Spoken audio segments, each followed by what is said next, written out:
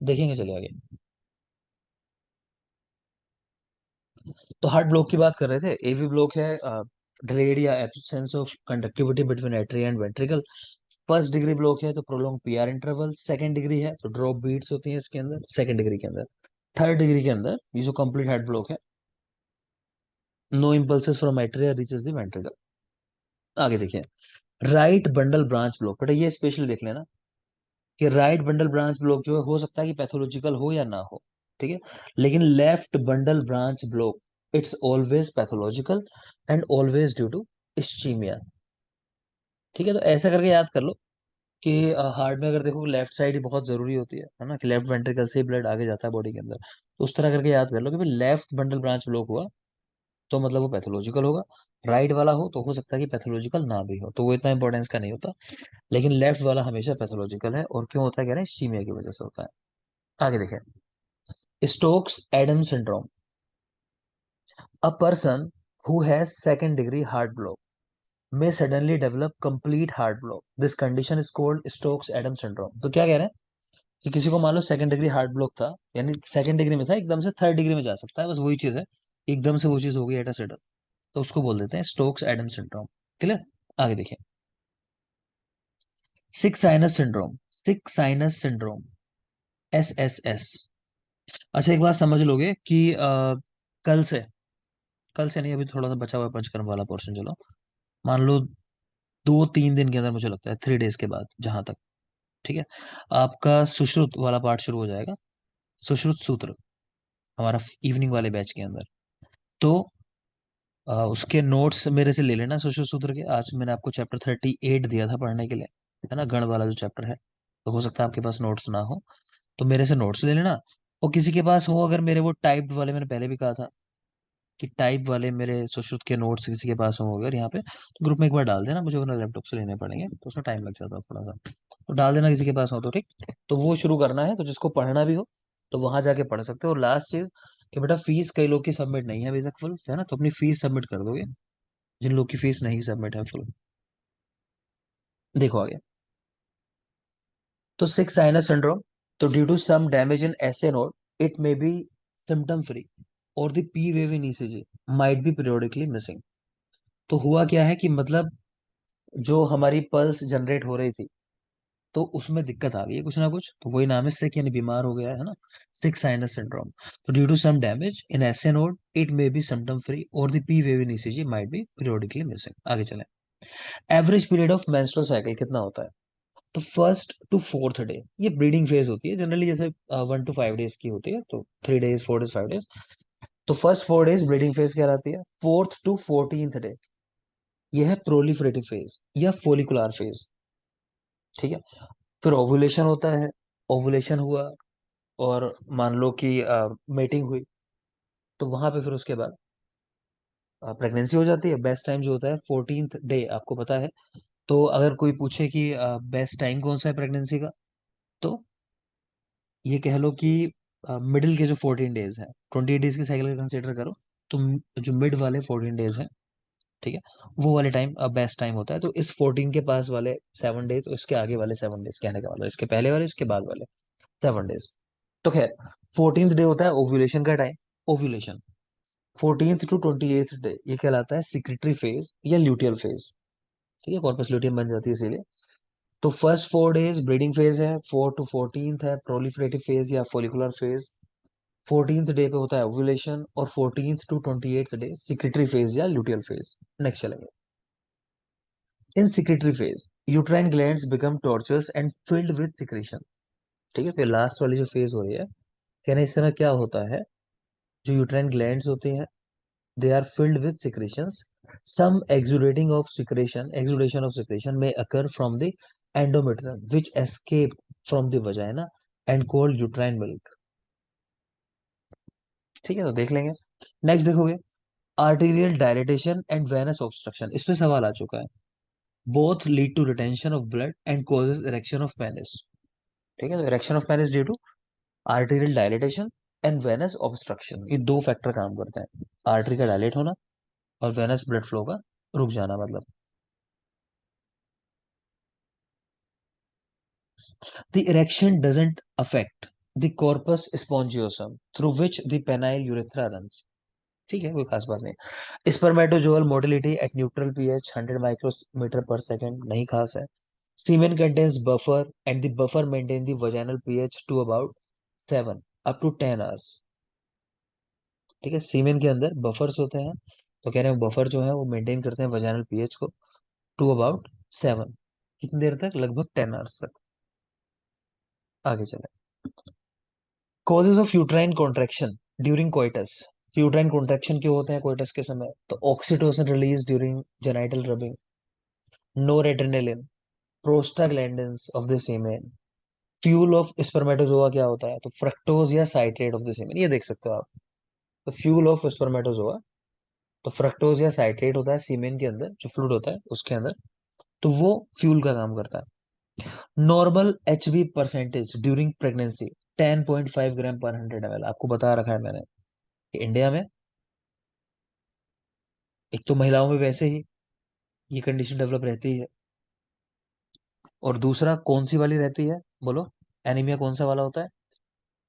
Iron deficiency. Iron iron deficiency. Deficiency. ठीक है, तो आयरन डेफिशिएंट एनीमिया रहता है, वो भी चीज याद रखेंगे। तो normal HB percent during pregnancy 10.5 ग्राम पर 100 ml। अच्छा, एक और सवाल का जवाब दे दोगे? फोलिक एसिड डेफिशिएंसी की वजह से क्या परेशानी आती है होने वाले बच्चे के साथ? Neural tuber defect. Neural tube defect, ठीक है बेटा, तो वो भी याद रखना है। In fetus, testes begin to form at the age of 7 weeks and ovaries begins to develop at the age of 9 weeks. तो testes 7 week और ovaries 9 week, 2 week later, fetus की कंडीशन में, है ना। नेक्स्ट आ जाएंगे, अपर motor neuron, lower motor neuron. इसके बारे में भी शायद बात हुई होगी, और एक दो चीजें बताऊंगा, वो लिख लोगे अगर यहाँ नहीं लिखी होंगी। तो अपर motor neuron, lower motor neuron में क्या डिफरेंस है, देखते हैं। इनमें अगर परेशानी होती है तो वॉलुंटरी मसल पावर लोस्ट। ठीक है, तो वॉलुंटरी मसल्स जो आप अपनी मर्जी से, इनको स्ट्रेटेड मसल्स भी कहते हैं, इनको मूव करते हो मर्जी से अपनी, तो उनकी पावर लॉस हो जाती है। लोअर मोटर न्यूरॉन में कह रहे हैं वहां भी लॉस हो जाती है, ऑब्वियस सी बात है, मसल के दोनों में इन्वॉल्वमेंट है। नेक्स्ट टोन की बात कर रहे हैं, मतलब टोन कह लो आप या रिजिडिटी कह लो जो होती है मसल की, तो अपर मोटर न्यूरॉन में कह रहे हैं कि बढ़ जाती है, और लोअर मोटर न्यूरॉन में लोस्ट, चली जाती है पावर वो। इसलिए इसको बोलते हैं फ्लैसिड पैरालिसिस, और यहाँ पर बोलते हैं स्पेस्टिक पैरालिसिस। एक जगह टोन इतनी ज्यादा है कि उसकी वजह से कोई काम नहीं हो पा रहे, और एक जगह टोन इतनी कम है ना, कि मसल कोई चीज ग्रिप ही नहीं कर पा रहे, आप कुछ उठा नहीं पा रहे हो, क्योंकि वो स्टिफनेस जो है वो नहीं आ पा रही है मसल्स के अंदर। ठीक है, तो flaccid paralysis. Babinski sign positive और एलएमएन में कह रहे हैं नेगेटिव होता है। तो इसमें एक सवाल ये कर लेते हैं कि छोटे बच्चों में जनरली ये जो है बेबिंस्की साइन, तो उनके अंदर तो आपको मिलेगा ही मिलेगा कह लो। ठीक है, तो उनमें कोई मतलब नहीं होता इसका। क्या होता है बेबिंस्की साइन, बताया होगा आप लोग को शायद, बोलो किधर से मूवमेंट जब होता है वो इसमें? लेटरल टू मीडियन मूव करते हैं ना, ठीक है, तो तो पैर में लेटरल टू मीडियल साइड, ठीक है ऐसा। तो ये डायरेक्शन याद रखना कि कोई भी शार्प ऑब्जेक्ट लेके ऐसा जो इंजरी ना करे, उतना शार्प ना हो, लेकिन थोड़ा सा उसमें शार्पनेस हो, तो उस तरह का ऑब्जेक्ट लेके इस तरह जो मैंने बनाया है, डायरेक्शन जो मैंने दिखाई है अंगूठे की तरफ, ये अंगूठा है, ठीक है, तो अंगूठे की तरफ जब हम उसको चलाते हैं तो क्या होता है, वो भी लिख सकते हो, पूछ लिया जाता है कि बेबिंस के साइन में क्या होता है जब पॉजिटिव होता है बेबिंस के साइन। तो लिख लो डोर्सिफ्लेक्शन, लिखेंगे डोर्सिफ्लेक्शन ऑफ बिग टो, मतलब जो पैर का अंगूठा होता है उसका डोर्सिफ्लेक्शन पीछे की तरफ, मतलब या एक्सटेंशन कह लो आप, तो पीछे की तरफ मुड़ जाना पैर के अंगूठे का। और दूसरा fanning, fanning of other fingers, जो पैर की बाकी उंगलियां होती हैं वो दूर दूर हो जाती हैं थोड़ा सा एक दूसरे से, उसको बोलते हैं फैनिंग। ठीक है, तो डोर्सिफ्लेक्शन या एक्सटेंशन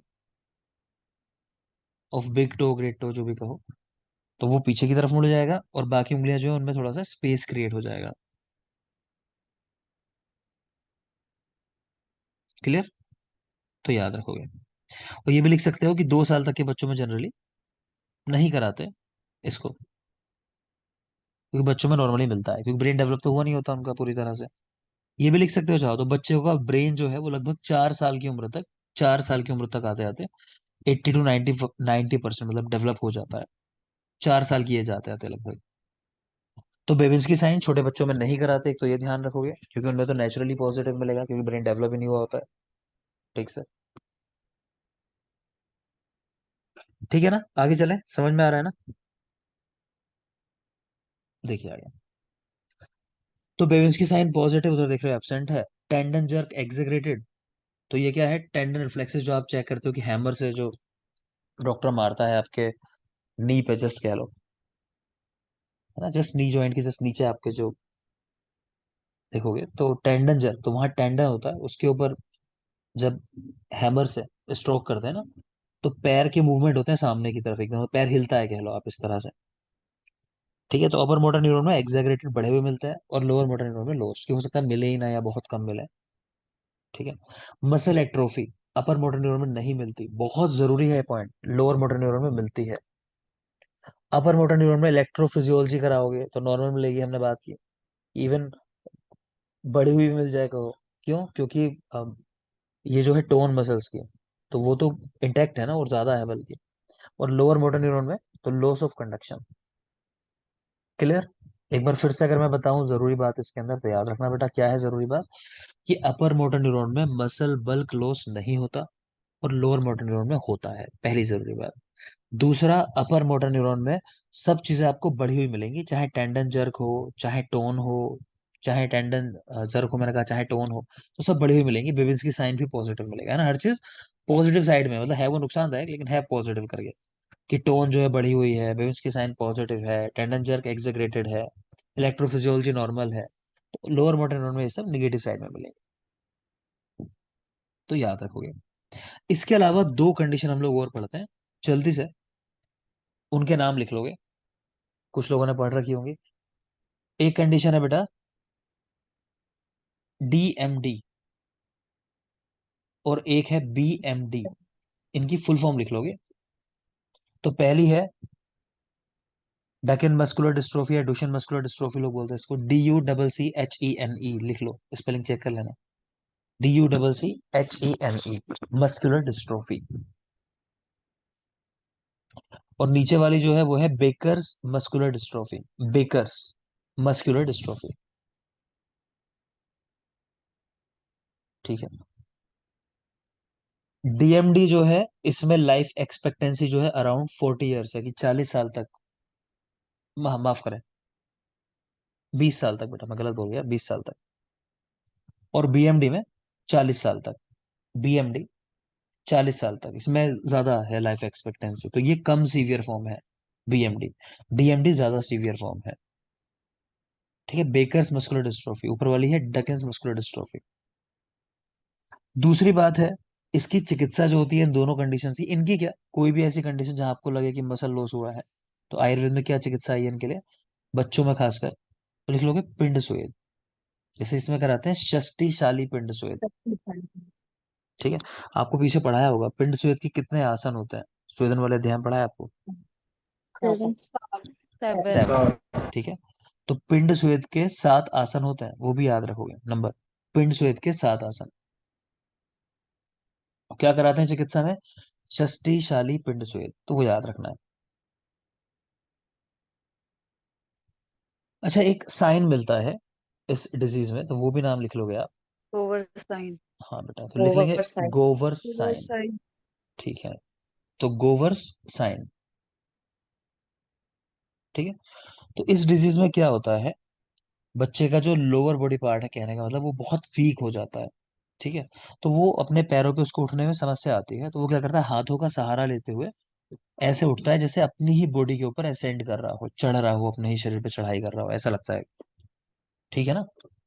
तो वो जो खास खड़े होने की टेक्निक है उसकी, तो उस टेक्निक का नाम है गोबर साइन, तो इसको आप याद रखोगे नाम से, गोबर साइन। ठीक है, मस्कुलर डिस्ट्रोफीज के साथ जुड़ी हुई कंडीशन है। आगे आ जाएंगे, daily requirement of a 70 kilogram person. तो lying on bed whole day without taking any food, 1650 calories. Lying on bed whole day with taking a reasonable diet, 1850 calories. Sitting on chair whole day, 2000 से 2250 calories. In general daily energy requirement for performing essential functions is 2000 calories. आप याद बस करना चाहो तो इतना कर लो कि रफली हमें 2000 से 2200 किलो कैलोरी चाहिए होती है। किलो कैलोरी का या कैलोरी एक ही बात होती है, ठीक, तो उसमें कंफ्यूजन नहीं क्रिएट करोगे, वो एक ही बात है दोनों। दूसरी बात है कि अगर आप फूड नहीं ले रहे हो तो कम चाहिए एनर्जी, लेकिन अगर डाइट ले रहे हो अपनी तो ज्यादा चाहिए, भले ही कुछ काम नहीं कर रहे हो। भोजन को भी पचाना पड़ता है ना बॉडी को, उसके लिए भी काम करना पड़ता है। आप कम से कम मेस्टिकेट करोगे, दांतों से चबाओगे उसको, टंग हिलाओगे, तो मेहनत तो लग रही है ना। तो मतलब वहां ज्यादा एनर्जी चाहिए। अगर आप खा रहे हो कुछ, नहीं खा रहे हो तो कम चाहिए, जाहिर सी बात। आगे देखते हैं। सोमेटिक न्यूरॉन्स देख लो बेटा, upper motor neuron, lower motor neuron क्या होता है। Upper motor neuron from cortex to anterior horn cells, यहाँ तक जो फाइबर है कह रहे हैं उसको बोलते हैं अपर मोटर न्यूरॉन।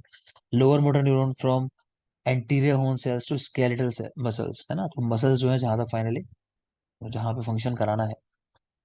तो ऐसा कर सकते हो अगर सुपरफिशियल करना चाहो कि अपर मोटर न्यूरॉन यानी ब्रेन की बात है मेनली, और लोअर मोटर न्यूरॉन मतलब है इसके एक्सटेंशन जो है ना, स्पाइनल कोड से वहां से जो भी फाइबर्स वगैरह निकल रहे हैं उनके लिए लोअर मोटर न्यूरॉन समझ लो, याद करने के लिए आसान तरीका है। बाकी वर्डिंग पे जाना चाहो क्या लिखा हुआ है, ये कोर्टेक्स से लेके एंटेरियर हॉर्न सेल्स, और lower motor neuron anterior horn cell से लेके skeletal muscles. Upper motor neuron कह रहे हैं फर्दर दो डिवीजन है इसके, प्राइमरी ट्रैक्ट, तो ये किसके लिए है, वॉल्यूंटरी मूवमेंट्स के लिए, ठीक है, जिन पे आपका कंट्रोल होता है। और एक्स्ट्रा प्राइमरी ट्रैक्ट है फॉर नॉन वॉल्यूंटरी मूवमेंट्स, जैसे टोन, पोस्चर, इक्विलिब्रियम। तो इसको आप नहीं खुद से मेंटेन करते हो, अभी बैठे हुए हो, सोचो अगर कंट्रोल करना पड़ता तो इतना ध्यान देना पड़ता, अरे मुझे गर्दन रोक के रखनी है, बॉडी को रोक के रखना है ना, वो सब आप नहीं करते, वो अपने आप होता रहता है, बॉडी अपने आप कर लेती है। क्लियर, तो वो एक्स्ट्रा प्राइमरी ट्रैक्ट होता है जो नॉन वॉल्यूंटरी मूवमेंट्स को कंट्रोल करता है। रेस्पिरेटरी सेंटर कहाँ है, तो इन मेड्यूला, सीधा याद रखोगे मेड्यूला। वॉमिटिंग सेंटर, तो ये भी मेड्यूला में नाम लिखा है CTZ, स्पेशली याद रख लेना। नाम लिख सकते हो chemo receptor trigger zone, chemo receptor trigger zone CTZ, बहुत पूछता है वॉमिटिंग सेंटर कहाँ है, ठीक है ना। तो सारे सेंटर जो है मेड्यूला में है, हम इस तरह करके याद रखते हैं वैसे कि सारे सेंटर जनरली मेड्यूला में ही है। जैसे रेस्पिरेटरी सेंटर आपने देख लिया, वॉमिटिंग का देख लिया, स्नीजिंग देख लो, कफिंग, स्वालोइंग, सब कुछ मेड्यूला के अंदर है। लेकिन भूख, प्यास और टेम्परेचर हम ऐसे याद रखते हैं, खाना पीना और टेम्परेचर, ये वाले कहाँ है, हाइपोथैलेमस के अंदर। तो हंगर, थर्स्ट एंड टेम्परेचर, इनके सेंटर हाइपोथैलेमस के अंदर। नेक्स्ट है कंटेंट्स ऑफ लिम्बिक सिस्टम, तो ये सब ब्रेन के पार्ट है, देख लेना आप। तो कंटेंट्स ऑफ लिम्बिक सिस्टम, तो इसमें लिम्बिक लोब है, hippocampal, amygdala, hypothalamus and part of thalamus, कह रहे थैलेमस का थोड़ा सा पार्ट जो है, एक नजर डाल लेना। फंक्शंस क्या है ये पूछे जाते हैं लिम्बिक सिस्टम के, बेटा ध्यान से देखोगे तो मेनली इमोशंस को दिखाना, चाहे वो किसी भी तरह के इमोशन हो, गुस्सा हो, ठीक है, पेन में हो, ठीक है, या सेक्सुअल बिहेवियर, तो सारा का सारा जो भी इमोशन है वो लिम्बिक सिस्टम ही कंट्रोल करता है।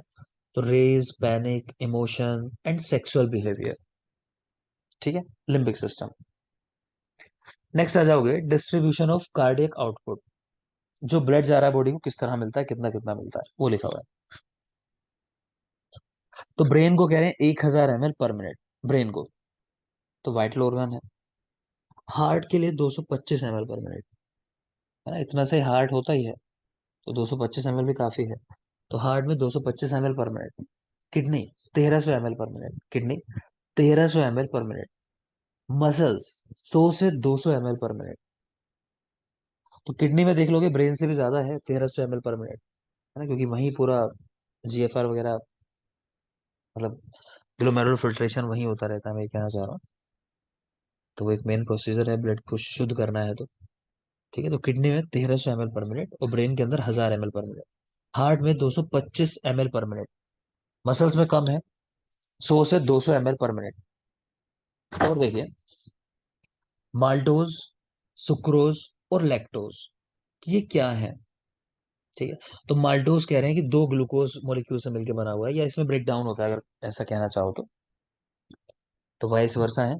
तो दो ग्लूकोज मॉलिक्यूल से मिलकर एक माल्टोज का मॉलिक्यूल बनता है, या फिर एक माल्टोज से मिलकर दो ग्लूकोज बनता है।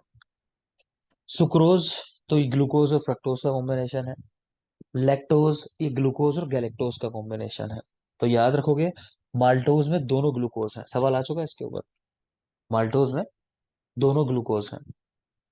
सुक्रोज बहुत जरूरी है, जो फ्रूट से मिलता है ना।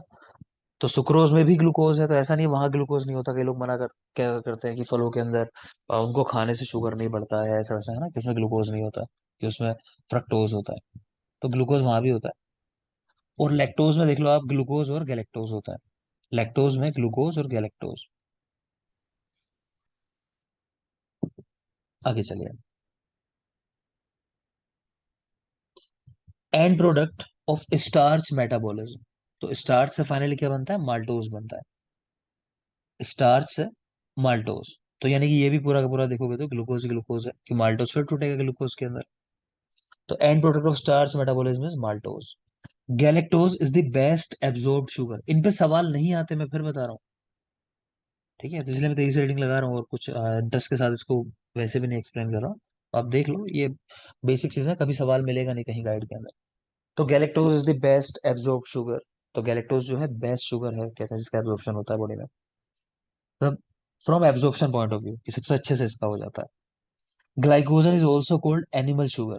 उसका नाम ही है ग्लाइकोजन। जन यानी जानवर, मैं इस तरह करके याद रखता हूँ उसको, जन यानी जानवर मतलब, तो जानवर यानी एनिमल। तो glycogen is also called animal sugar. Inulin एक पोलीसेकेराइड होता है, कह रहे हैं जीएफआर मेजरमेंट में इसका यूज है इन्युलिन का। तो inulin a polysaccharide is use for GFR measurement. Strongest acid in the body, heparin. Shivangi, जी सर। बॉडी में नेचुरल एंटीकोएगुलेंट कौन सा होता है? हिपैरिन नहीं होता है सर। और कौन कौन सी चीजें पढ़ी थी आपने जो कोएगुलेशन को रोकती हैं?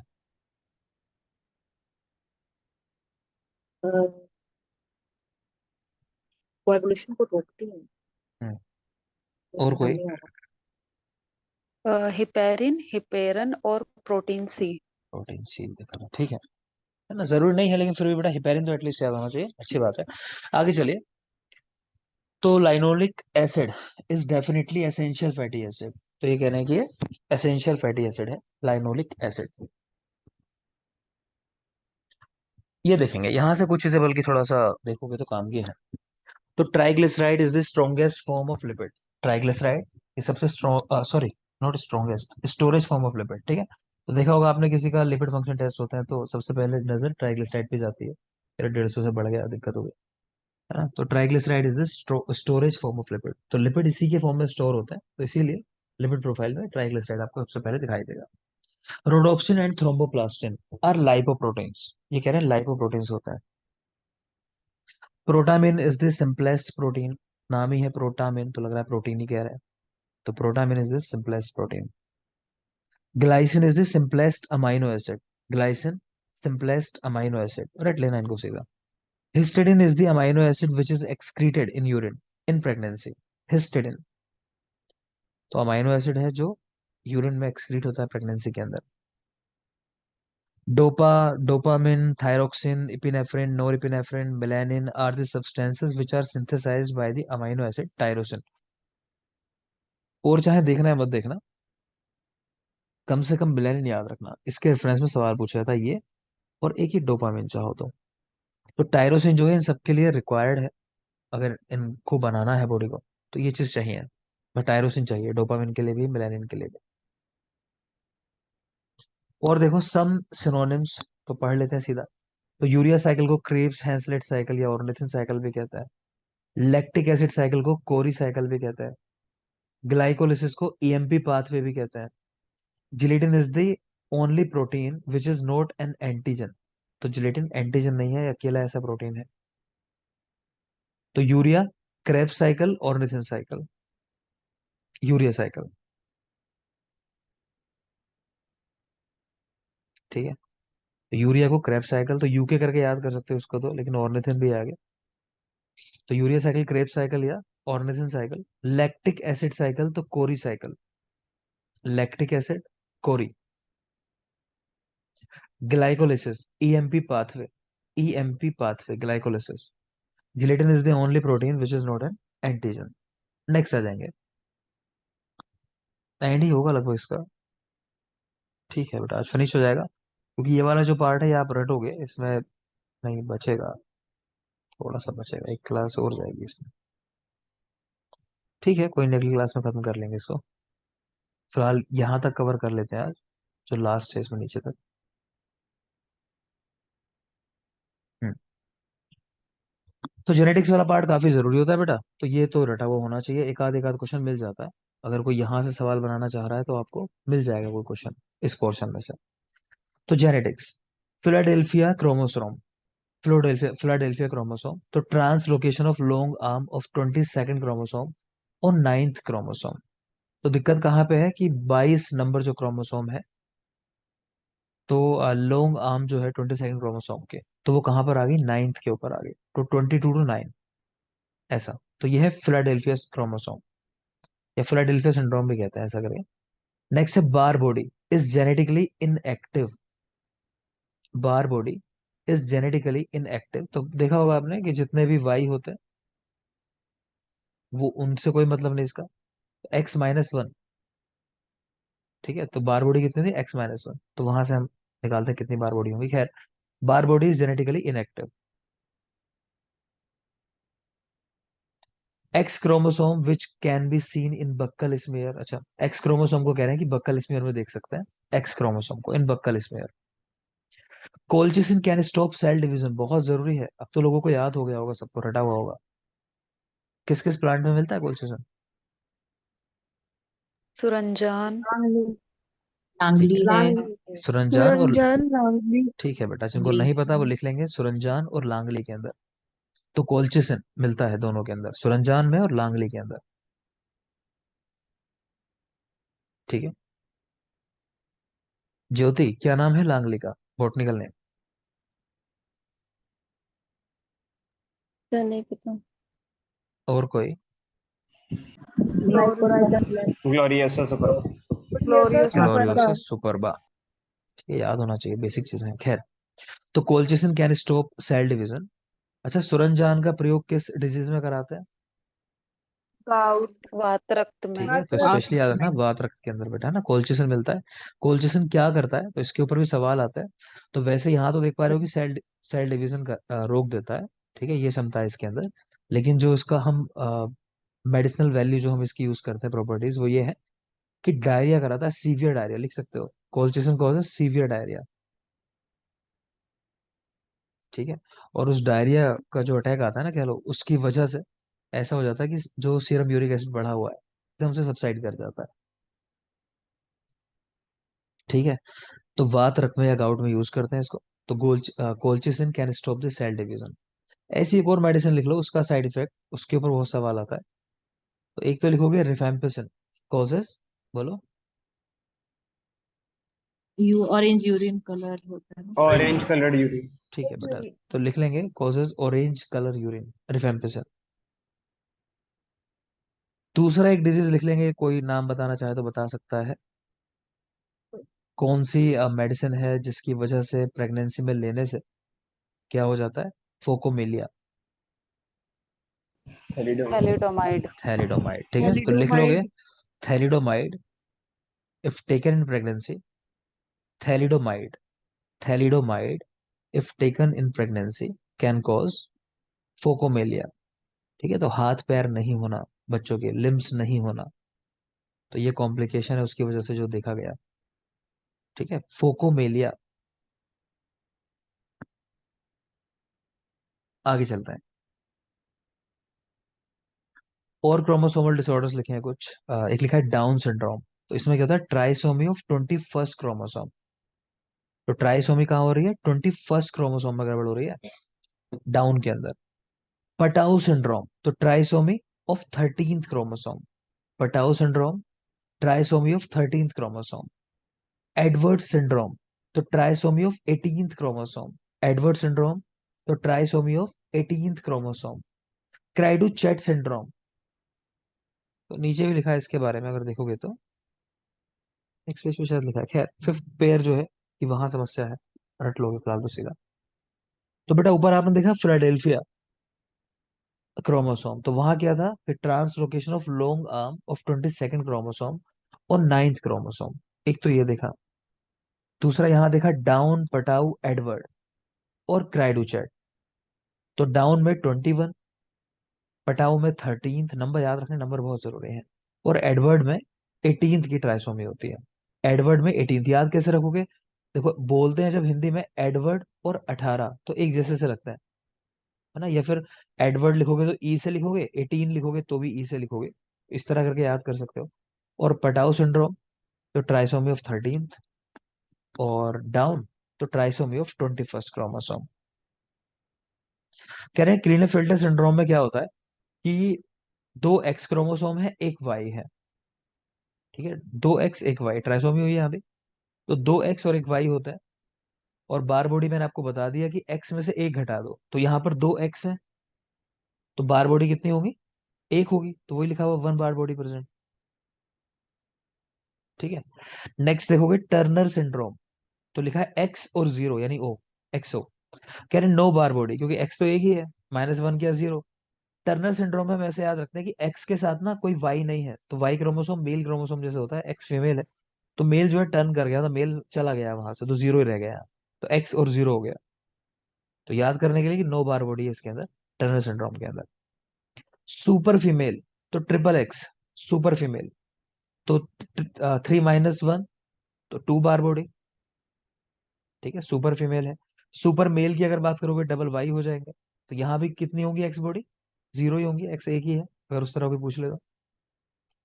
नेक्स्ट है hypotonia, brachycephaly, scrotal tongue and Brushfield spots on iris can be seen in Down syndrome. बेटा बहुत जरूरी है, याद रखना। हाइपोटोनिया तो मसल टोन जो है वो डिक्रीज मिलेगी आपको, hypotonia. Brachycephaly, scrotal tongue and Brushfield spots on iris, तो ये सब डाउन सिंड्रोम में मिलते हैं। इससे भी जरूरी है ये पटाउ सिंड्रोम और टर्नर सिंड्रोम, इन दोनों पे आते हैं क्वेश्चन ज्यादातर, तो पटाउ पे और टर्नर पे ध्यान से देखोगे। पटाउ में क्या कह रहे हैं? Polydactyly, cleft lip and palate can be seen. अच्छा, क्लेफ्ट लिप और क्लेफ्ट पैलेट ये हो सकता है पटाउ सिंड्रोम के अंदर। तो मेरे याद रखने का तरीका था कि देखो ऋतिक रोशन जो है ना, ऋतिक रोशन, तो उसको है पॉलीडेक्टाइली, ऋतिक रोशन को पॉलीडेक्टाइली, है ना, एक्स्ट्रा फिंगर है उसके, 6 है। तो पटाउ सिंड्रोम, है ना, कि हमारे तरफ पटाउ कहते हैं कि बहुत मनाने वाला सबको। तो देख लो सारे डायरेक्टर जो उसने पटाखे रखे हैं कि मतलब उसके साथ काम करना चाहते हैं, उसकी तारीफ ही करते हैं, है ना। तो ऐसे याद कर लो पॉलीडेक्टाइली। ठीक है, कि पटाउ सिंड्रोम के साथ जुड़ी हुई कंडीशन क्लेफ्ट लिप और क्लेफ्ट पैलेट इसके अंदर मिल सकता है, ये भी देख लेना।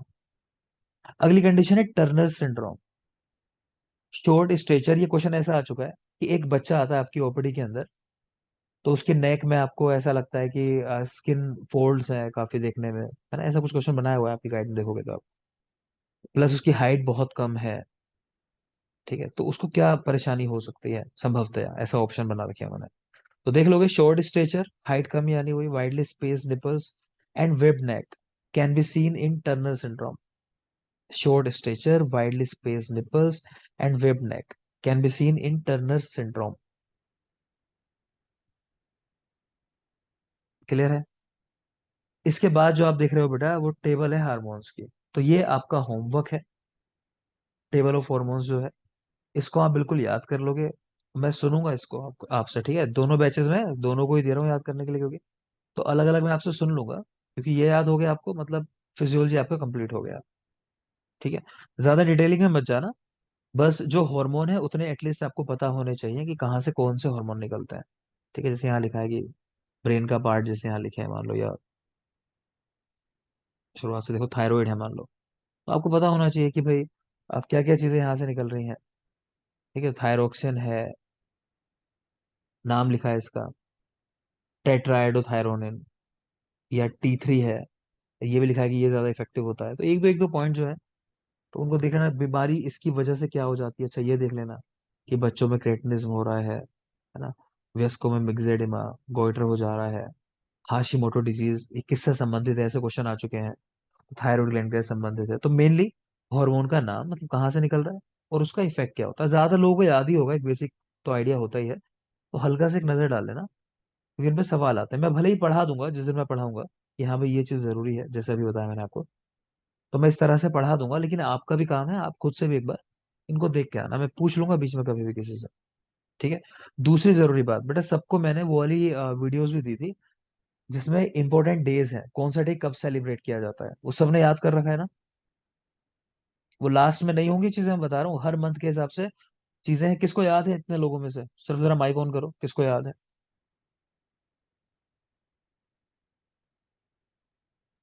जीरो है रेशियो, मतलब एक ने भी नहीं किया माइक ऑन। तो आपका ये भी होमवर्क है, दो होमवर्क दे रहा हूँ बेटा, ये याद करके आना है परसों। कल तो नहीं, चलो सुनूंगा, मैं परसों सुनूंगा आपसे। कल क्लास करूंगा और परसों सुनूंगा, ये वाला भी और वो भी सारे डेज। ठीक है। जनवरी से लेकर दिसंबर तक कौन कौन से दिन मनाया जाता है, तो इतना आप याद करके आओगे परसों। ठीक, आज के लिए फिलहाल इतना ही रखते हैं। Thank you. कल मिलेंगे, कल नॉर्मल टाइमिंग पे जो आपकी क्लासेस होती हैं उन्हीं टाइमिंग से मिलेंगे, 5 और 9। Thank you.